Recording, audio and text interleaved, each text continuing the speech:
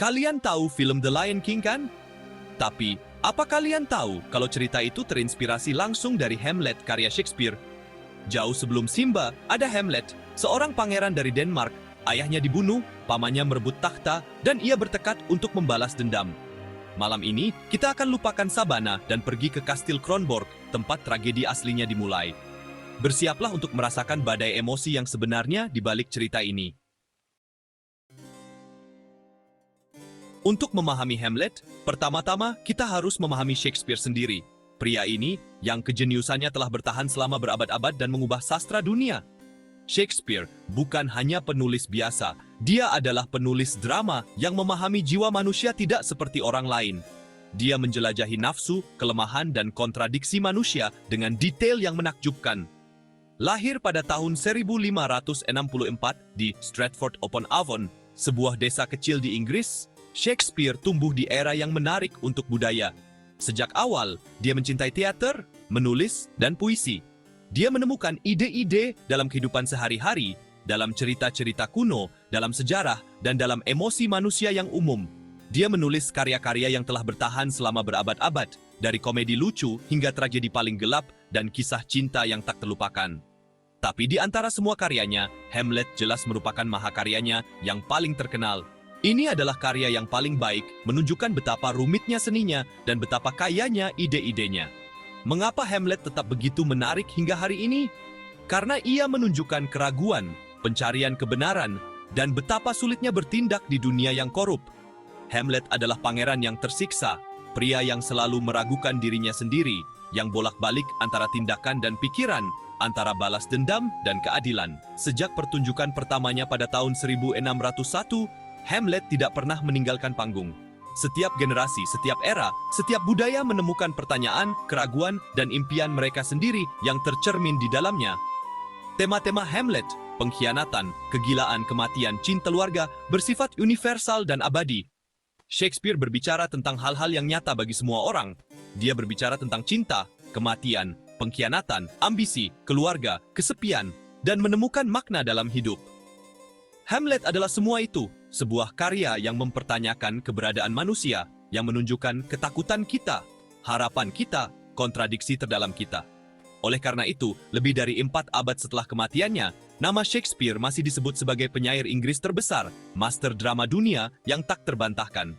Karyanya terus menginspirasi kita, menantang, dan menyentuh kita, membuktikan bahwa kekuatan kata-katanya dan kedalaman karakter-karakternya tetap sangat relevan hingga hari ini. Hamlet adalah kisah seorang manusia, tetapi juga kisah seluruh umat manusia yang menghadapi rahasia-rahasianya sendiri. Oleh karena itu, Shakespeare tetap selamanya menjadi master drama dunia. Warisannya hidup, penuh vitalitas, dan terus berbicara kepada kita, menyentuh kita, dan membuat kita berpikir. Shakespeare adalah keabadian teater dan puisi. Kisah ini dimulai di tembok-tembok Elsinore yang dingin.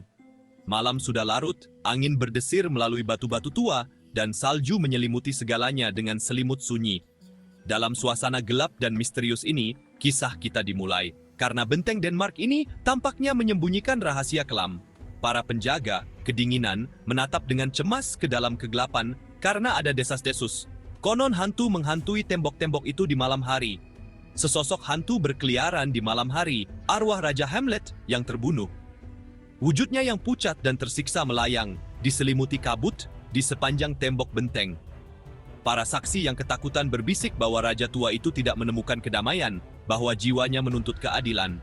Penampakan misterius ini mengganggu ketenangan di kastil dan menyebarkan ketakutan di antara para prajurit dan bangsawan. Horatio, teman setia Pangeran Hamlet, menyaksikan penampakan itu dan memutuskan sangat terharu dengan apa yang telah dilihatnya untuk memberitahu pangeran muda. Dia tahu bahwa penglihatan ini bukan sekadar mimpi atau ilusi, melainkan pesan dari dunia lain. Horatio, ditemani beberapa rekannya, berbagi kekhawatirannya dengan Hamlet yang setuju untuk pergi sendiri ke tembok benteng untuk menghadapi misteri ini. Hantu itu menampakkan diri kepada Hamlet dan mengungkapkan kebenaran yang mengerikan. Dia dibunuh oleh saudaranya sendiri, Claudius, yang menuangkan racun ke telinganya saat dia tidur. Claudius tidak hanya mencuri mahkota, tetapi juga menikahi Ratu Gertrude, ibu Hamlet. Pengkhianatan keluarga ini sangat mengguncang pangeran muda yang menemukan bahwa kejahatan menggerogoti hati kerajaan. Hantu itu, penuh rasa sakit dan amarah, meminta Hamlet untuk membalas dendam atas pembunuhannya. Dia memohon agar pembunuhan ini tidak dibiarkan begitu saja, untuk mengembalikan kehormatan yang hilang dan membebaskan jiwanya yang tersiksa. Tapi dia juga meminta putranya untuk memaafkan ratu, karena dia adalah korban manipulasi Claudius. Hamlet sangat terkejut merasakan beban misi yang mengerikan di pundaknya. Terpecah belah, Hamlet bersumpah untuk menemukan kebenaran dan menghukum pelakunya. Dia menarik diri ke kesendirian kamarnya, tersiksa oleh keraguan dan kemarahan. Dia bertanya-tanya bagaimana dia bisa membuktikan kesalahan Claudius tanpa mengkhianati dirinya sendiri. Malam itu, dia berpikir, bersedia melakukan apa saja untuk memenuhi keinginan ayahnya, tetapi menyadari bahaya yang menantinya setiap saat. Untuk menipu musuh-musuhnya dan mengamati reaksi mereka, Hamlet memutuskan untuk berpura-pura gila. Dia mengadopsi perilaku yang aneh dan tidak terduga, yang menciptakan kebingungan di istana. Para bangsawan, ratu, bahkan Claudius bertanya-tanya tentang kesehatan mental pangeran, mengabaikan niat sebenarnya. Trik ini memberinya waktu dan memungkinkannya untuk mempersiapkan balas dendamnya dalam kegelapan. Tragedi telah dimulai. Hamlet harus memilih antara keadilan dan balas dendam di kerajaan yang dilahap oleh kebohongan, pengkhianatan, dan ketakutan. Setiap gerakan, setiap kata bisa mengkhianatinya. Dia berjalan di garis tipis, terpecah antara tugasnya sebagai putra dan konsekuensi mengerikan dari tindakannya. Kastil Elsinore menjadi latar drama di mana tidak ada yang aman dari ketidakpercayaan. Jebakan telah dipasang, tetapi apakah Hamlet bersedia menjadi pembunuh sendiri? Bisakah dia melewati batas dan membalas dendam tanpa kehilangan jiwanya? Nasib pangeran dan seluruh kerajaan sekarang bergantung pada keputusannya. Malam Elsinore belum mengungkapkan semua rahasianya, dan hantu balas dendam melayang di atas segalanya, siap mengubah jalannya sejarah. Untuk mengelabui istana, Hamlet memakai topeng kegilaan membuat semua orang di sekitarnya bingung. Claudius, yang merasa tidak nyaman, menyuruh teman-teman Hamlet, Rosencrantz dan Guildenstern, serta Polonius, untuk memata-matai Hamlet. Mereka yakin kegilaan Hamlet disebabkan oleh cintanya pada Ophelia. Ophelia, yang sedang jatuh cinta dan dikorbankan, menderita karena kekejaman Hamlet, yang menjauhkannya, entah untuk melindunginya atau untuk menjaga jarak. Istana berubah menjadi sarang mata-mata, dan kepercayaan pun lenyap. Sekelompok aktor tiba. Hamlet punya rencana. Dia meminta mereka untuk memainkan adegan pembunuhan raja dengan harapan Claudius akan mengungkapkan rasa bersalahnya. Teater menjadi senjata Hamlet dan jebakan sudah dipasang. Pertunjukan dimulai dan pembunuhan raja dimainkan. Claudius, yang tampak sangat gelisah, meninggalkan ruangan. Hamlet punya buktinya. Itu menghantamnya seperti pukulan di perut. Gertrude memanggil Hamlet.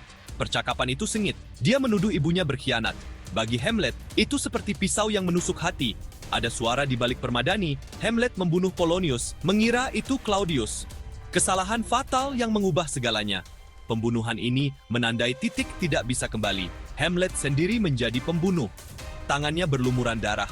Claudius mengambil kesempatan untuk mengirim Hamlet ke Inggris. Berpura-pura itu demi keselamatannya. Dia ingin menyingkirkannya, apapun yang terjadi. Ophelia hancur, jatuh ke dalam kegilaan. Hatinya hancur seperti porselen tua. Sesaat sebelum ini, Hamlet mengucapkan pidato terkenalnya hidup atau tidak hidup, di mana dia merenungkan hidup dan mati. Itu adalah pertanyaan yang masih membuat banyak orang bertanya-tanya hingga saat ini. Lingkaran kekerasan semakin cepat dan tragedi memburuk, seolah-olah takdir mengikuti jalannya yang tak terhindarkan. Ophelia, yang sangat sedih karena kematian ayahnya dan penolakan Hamlet, tenggelam dalam kegilaan puitis. Dia berkeliaran, membagikan bunga, dan menyanyikan lagu-lagu yang terputus-putus. Dia seperti gambaran dari kemurnian yang hilang, hampir seperti seorang Lorelei yang menyanyikan takdirnya yang menyedihkan. Kematiannya, tenggelam di sungai, tetap menjadi salah satu adegan paling menyentuh dalam karya ini. Apakah itu kecelakaan atau bunuh diri? Kita tidak akan pernah tahu dengan pasti, tetapi kehilangannya semakin membuat marah saudaranya, Laertes. Claudius menggunakan kemarahan ini dan menekan Laertes untuk menantang Hamlet dalam duel. Ini adalah rencana licik, khas intrik yang terjadi di istana kerajaan, seperti yang terdengar dalam banyak cerita Jerman kuno. Kematian Ophelia tidak memperbaiki keadaan, itu hanya mempercepat tragedi terakhir. Claudius mengirim Hamlet ke Inggris dengan perintah rahasia untuk membunuhnya. Perintah ini dipercayakan kepada Rosencrantz dan Guildenstern. Hamlet menemukan rencana itu, lalu menukar suratnya. Ia menjebak kedua teman lamanya itu dan berhasil melarikan diri. Sementara itu, Laertes, yang sangat berduka, kembali dari Prancis. Ia siap membalas dendam atas kematian ayah dan saudara perempuannya.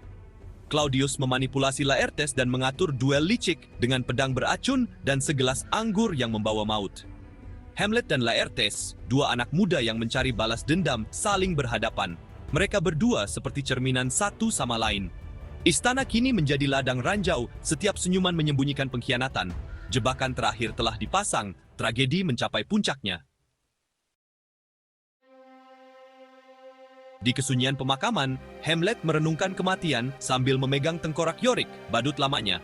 Adegan ikonik ini menunjukkan betapa rapuhnya hidup dan bagaimana kematian selalu datang untuk semua orang. Saat Hamlet menatap tengkorak ini, ia bertanya-tanya, mengapa kita ada? Betapa tidak pentingnya keinginan manusia dan takdir yang menanti semua orang, baik raja maupun rakyat biasa. Momen perenungan ini meramalkan peristiwa menyedihkan yang akan datang, di mana kematian membayangi semua karakter. Duel yang sudah dinanti-nantikan dimulai di aula besar kastil, sementara para bangsawan menyaksikan dengan gugup. Laertes, yang dipenuhi keinginan untuk membalas dendam, menghadapi Hamlet dengan pedang beracun, jebakan mematikan yang diatur oleh Claudius. Pedang mereka beradu, dan ketegangan terasa. Dalam kekacauan, pedang secara tidak sengaja tertukar.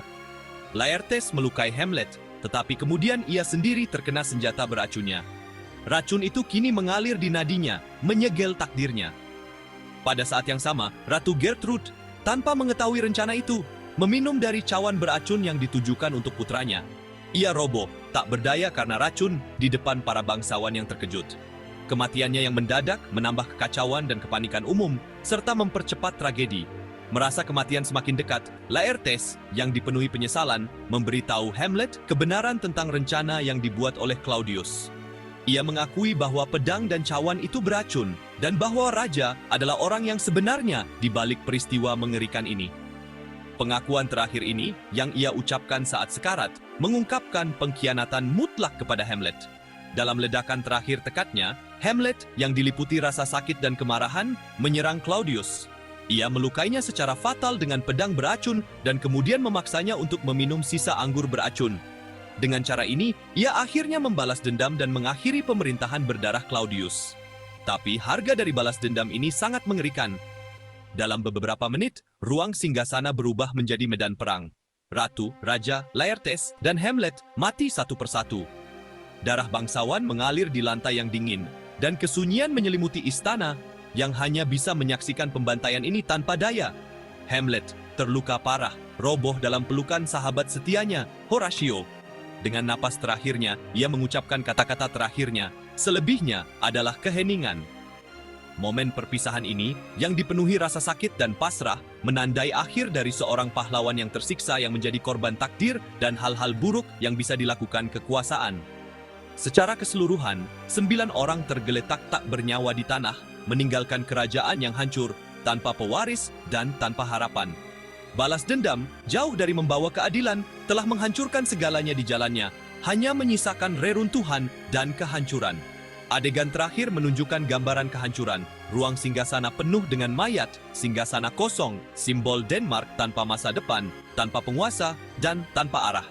Tragedi mencapai puncaknya dan meninggalkan penonton dengan perasaan hampa, baik terharu maupun terkejut oleh betapa kejamnya takdir. Tirai jatuh di atas dunia yang hancur, di mana keheningan mengikuti dentingan senjata dan emosi manusia. Fortinbras, Pangeran Norwegia, menemukan kekacauan berdarah dan mengambil alih kendali. Horatio berjanji untuk menceritakan kisah Hamlet agar kebenaran tetap hidup. Hamlet kini menjadi simbol keraguan manusia dan betapa rumitnya kita terus muncul dalam budaya kita. Pidatonya yang terkenal, hidup atau tidak hidup, menunjukkan pertanyaan besar yang kita semua tanyakan pada diri sendiri tentang hidup. Hamlet bukan hanya pahlawan atau penjahat, dia menunjukkan kepada kita perasaan campur aduk kita sendiri. Drama ini tidak memberikan jawaban mudah, membuat kita melihat lingkaran balas dendam yang tak ada habisnya secara langsung. Sisanya adalah keheningan.